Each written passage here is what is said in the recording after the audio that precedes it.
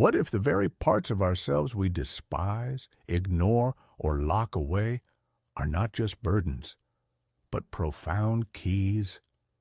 Keys to understanding not only our own inner turmoil, but the collective darkness that can engulf societies. This isn't just a fascinating psychological concept. It's a profound challenge to how we perceive ourselves and the world around us. Welcome to Stoic Pyre. Today, we're diving deep into the revolutionary insights of Carl Jung, particularly his transformative concept of the shadow. We'll explore how these unacknowledged aspects of our psyche, both personal and collective, subtly shape our destiny, often in ways we can barely comprehend. Prepare to confront the darkness, not to be consumed by it, but to find the latent light and power within. Jung posited that alongside our conscious ego, there exists an unconscious realm, a vast, often bewildering, unknown territory within each of us.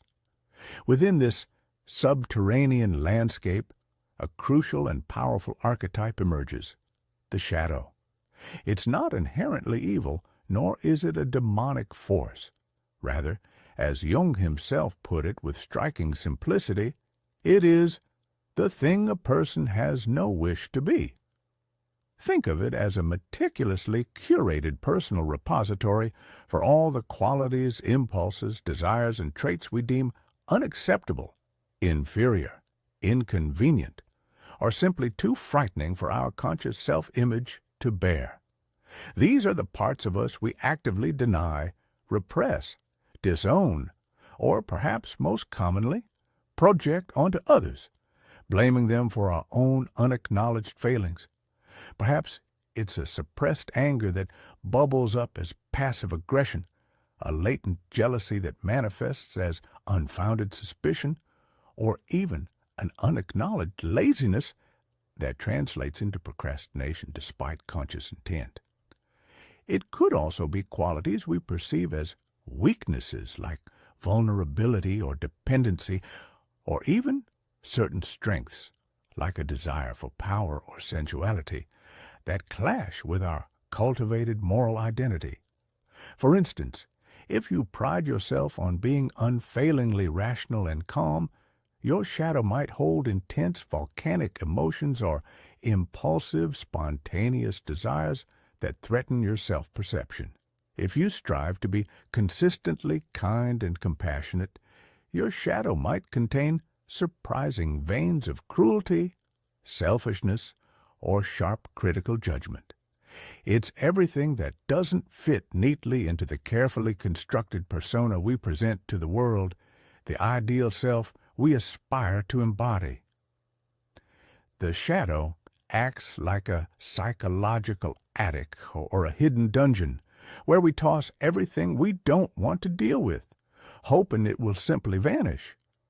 However, the more vigorously we push these aspects away, the more potent, disruptive, and problematic they become, silently influencing our thoughts, feelings, and behaviors from the hidden depths of our unconscious, often leading to a profound sense of internal discord and inauthenticity. But what becomes of these banished parts of ourselves? Jung warned us unequivocally and with a stark honesty that everyone carries a shadow, and the less it is embodied in the individual's conscious life, the blacker and denser it is. When we choose to ignore our shadow, to consciously or unconsciously disavow its existence, it doesn't simply disappear into oblivion or quietly fade away.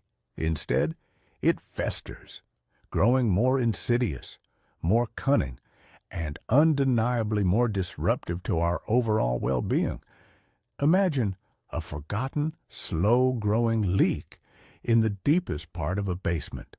Left unaddressed, it silently erodes the very foundation of a house, causing far greater and more costly damage down the line than if it had been dealt with early.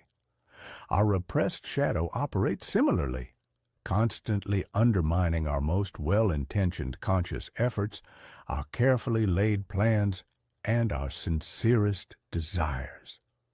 Jung further elaborated on this danger, stating, "If an inferiority is conscious, one always has a chance to correct it. But if it is repressed and isolated from consciousness, it never gets corrected and is liable to burst forth suddenly in a moment of unawareness. At all counts, it forms an unconscious snag, thwarting our most well-meant intentions." This profound insight explains why we sometimes find ourselves acting completely out of character, exhibiting behaviors that shock even us, why we might explode in disproportionate anger over seemingly minor provocations, feeling an uncontrollable rage that seems to come from nowhere, or why we inexplicably sabotage our own success, undermine our relationships, or consistently repeat self-defeating patterns despite our best conscious efforts to change. The unacknowledged shadow doesn't just lurk passively in the background of our psyche. It actively intervenes and asserts itself, making us unwitting prisoners of our own denied darkness. It dictates our reactions, distorts our perceptions, and can even subtly steer our life paths without our conscious consent.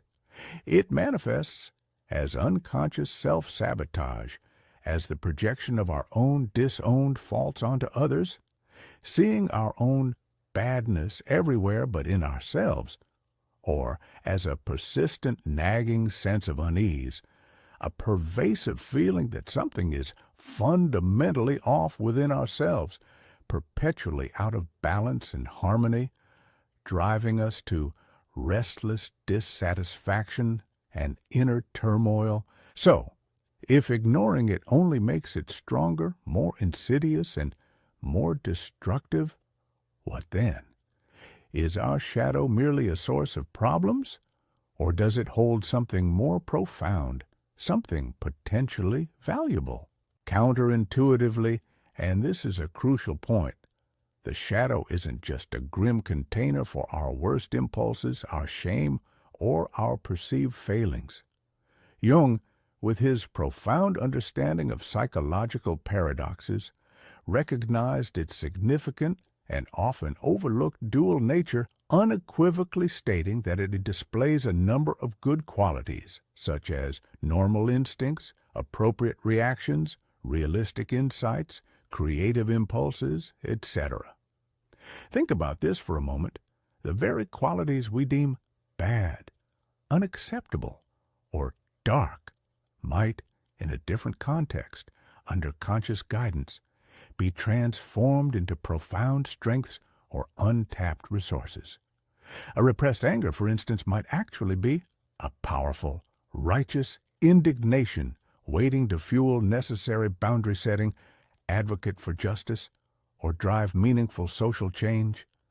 A suppressed desire for power could be a healthy, vital ambition to lead, to create, to innovate, or to effectively influence the world around you.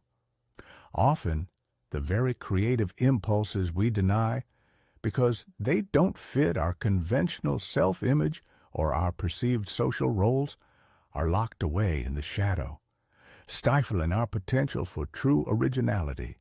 When we push away our dark side, when we attempt to live only in the light, we frequently lose touch with our primal energy, our spontaneous vitality, our intuitive wisdom, and our deepest passions. We become less colorful, less dynamic, and, ironically, less genuinely good, because we lack the robustness that comes from a fully integrated self. Integrating the shadow means reclaiming these lost parts, not to unleash them destructively or without conscience, but to consciously channel their raw, potent energy constructively. It's about bringing what was once unconscious into conscious awareness, transforming potential psychological poison into profound medicine, thereby enriching our entire personality and making us more authentic, more resilient, and ultimately, more complete human beings. Through this courageous process, we might discover a wellspring of untapped resilience, a vibrant passion for life, a fearless assertiveness, or even unique talents and insights we never knew we possessed, unlocking a fuller, more vital version of ourselves. This difficult but profoundly essential endeavor, this conscious engagement with our inner darkness, is precisely what we refer to as shadow work. It is the active, often arduous process of identifying, confronting, integrating, and ultimately assimilating the previously repressed or denied contents of our shadow into our conscious personality. Fundamentally, it means bringing what is hidden in darkness into the illuminating light of consciousness. Jung himself acknowledged the immense difficulty, yet simultaneously emphasized the undeniable necessity of this transformative process. He famously stated, with a beautiful paradox, "There is no light without shadow, and no psychic wholeness without imperfection."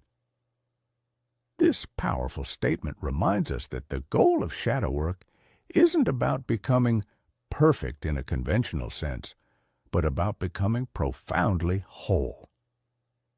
To achieve this authentic psychological wholeness, we must courageously embrace our imperfections, our flaws, and even our inherent capacity for darkness, alongside our cherished strengths and virtues.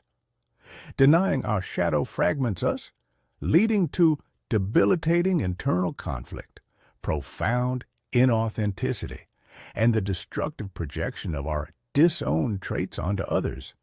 Shadow work, conversely, dramatically reduces this destructive potential by allowing us to consciously choose how we act and react rather than being dictated by invisible, unconscious forces that pull our strings.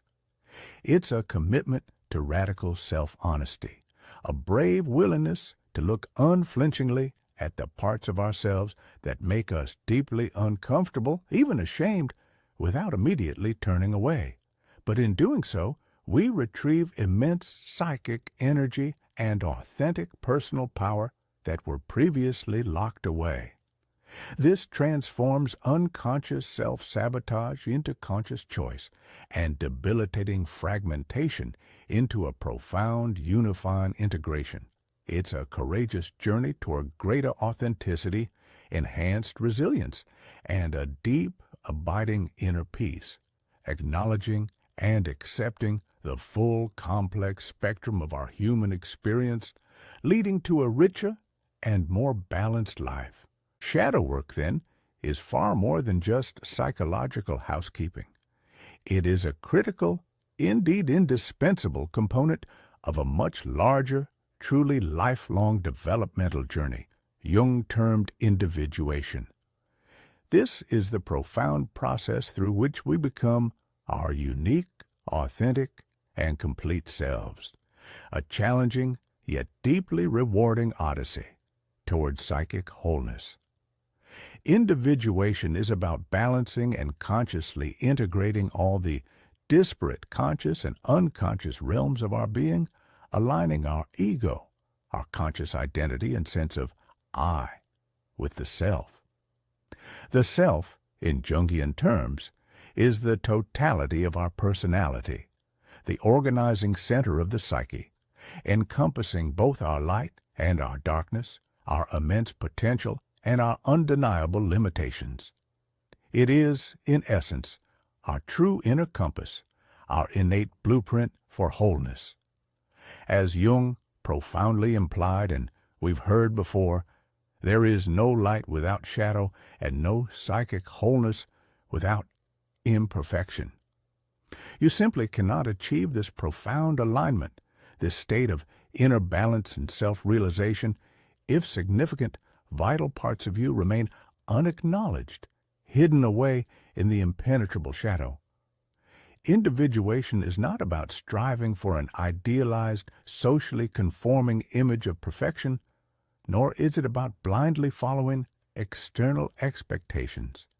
Instead, it is about becoming fully and authentically who you truly are, with all your beautiful complexities, inherent contradictions, and unique potential actualized. It's a heroic journey of self-discovery, necessitating the confrontation of cherished illusions, the dissolving of false personas, and the courageous integration of disowned parts to realize and embody your true nature. It involves bringing all the disparate elements of your being into harmonious, conscious relation. This leads to a profound inner liberation. It is the challenging yet ultimately liberating path to becoming a psychologically mature, resilient, and complete individual, one capable of navigating life's inevitable challenges with profound self-awareness, moral clarity, and an authentic sense of purpose, contributing not just from the surface, but from the depths of a fully realized being. Our personal shadows are daunting enough to confront. But what happens when this darkness isn't just within us, but looms over entire societies, manifesting as collective evil? Jung didn't stop at the personal shadow. His profound insights extended this concept to the collective, positing a powerful and often terrifying collective shadow. This manifests as societal evil, as the vast reservoir of disowned and repressed aspects of an entire culture, nation, or group. Think of the darkest chapters of human history, historical atrocities, genocides, systemic injustices, or the widespread dehumanization of specific groups. These aren't just isolated acts by evil individuals. They are, in Jung's view, often the horrific eruption of a collective shadow, where a society collectively projects its fears, its hatreds, its denied aggression, and its unacknowledged brutality onto an other, be it a race, a religion, or a political faction. It's the horrifying outcome when a large group of people collectively refuse to acknowledge their own capacity for harm, leading to sophisticated rationalizations for unspeakable acts, fostering a dangerous groupthink that justifies cruelty. Examples include the scapegoating of minorities, the denial of historical guilt by nations, or the virulent tribalism that still plagues our world. The only truly effective way to confront this immense collective darkness, according to Jung, is for individuals to relentlessly pursue self-knowledge and wholeness. He issued a stark challenge to each of us to know relentlessly how much good he can do and what crimes he is capable of. This isn't about feeling personal guilt for historical events we didn't cause, but about understanding our own intricate psychological makeup, our individual inherent capacity for both immense good and profound harm. By doing so, we can recognize and resist the seductive, dangerous collective tides that lead to such horrors. It demands an honest, unflinching accounting of humanity's darker potentials, not as something external and alien, but as something inherent to the human condition, always lurking beneath the surface, waiting for an opportunity to manifest. Our individual shadow work, therefore, has profound and far-reaching collective ramifications, as an integrated individual is far less susceptible to collective psychosis and destructive mob mentality. Expanding on this potent idea of collective responsibility and the shadow's pervasive influence, the revered Buddhist monk Thich Nhat Hanh, a global beacon of peace and mindfulness, offered a piercing insight into the fundamental nature of conflict and war. He observed with chilling accuracy that the war is in us, but is also in everyone. Everything is ready to explode, and we are all co-responsible.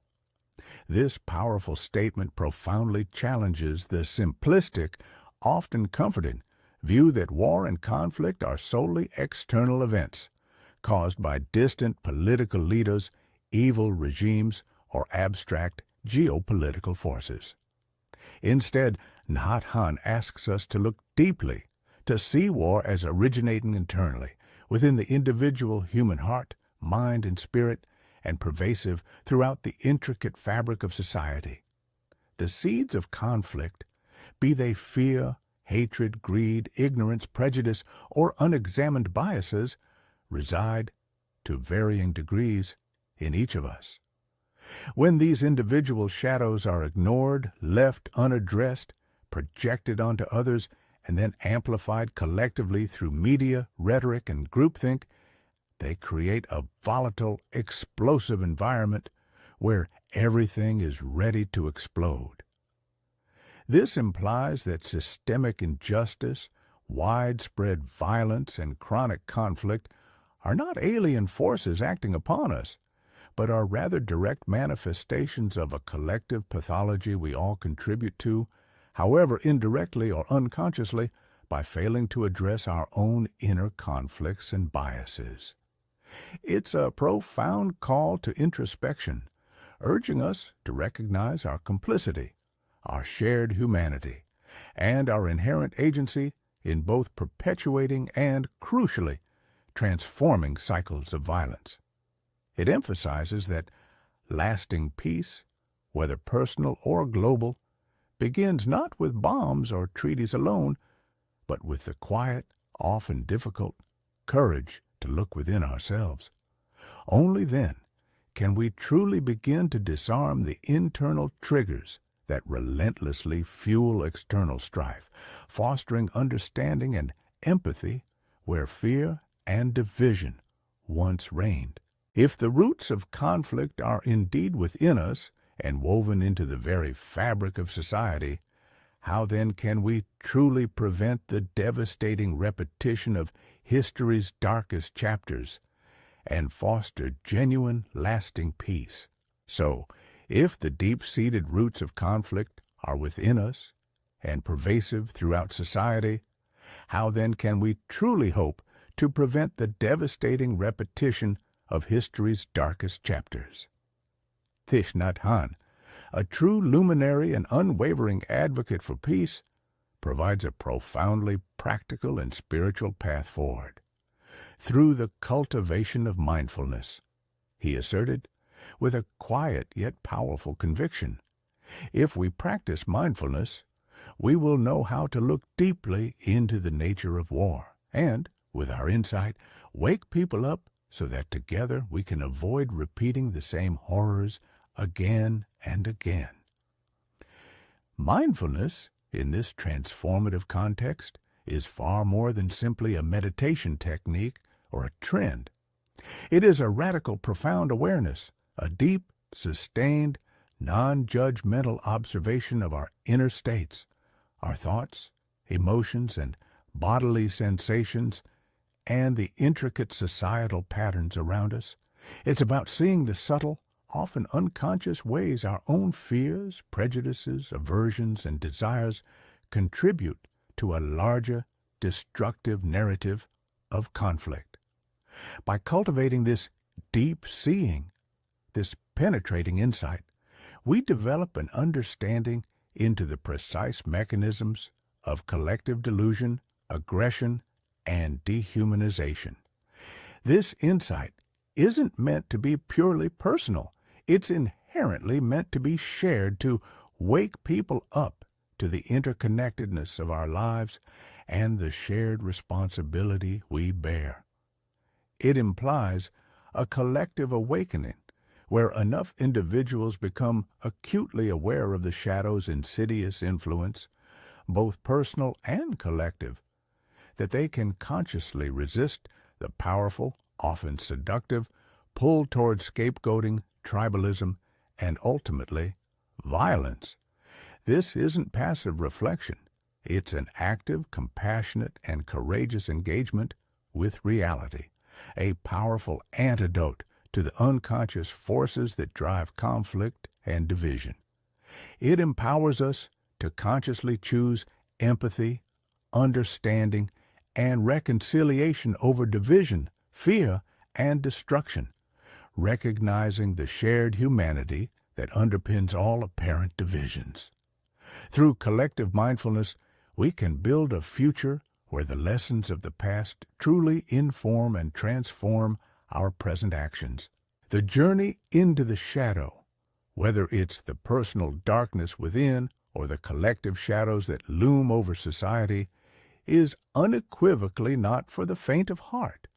It demands profound courage, a relentless pursuit of self-knowledge, and an unflinching honesty about our own inherent capacity for both immense good and profound harm. It is, ultimately, a compelling call to become fully conscious, to diligently integrate the fragmented parts of ourselves, and to consciously stand as beacons of awareness and integrity in a world too often swayed by unconscious forces, collective hysteria, and historical amnesia. This means actively examining our own deep-seated biases, scrutinizing our own projections, and acknowledging our own tendencies to demonize what we don't understand or fear in others. It means taking profound personal responsibility for our inner landscape, recognizing that the outer world often serves as a powerful mirror reflecting our unresolved inner states and collective unacknowledged aspects.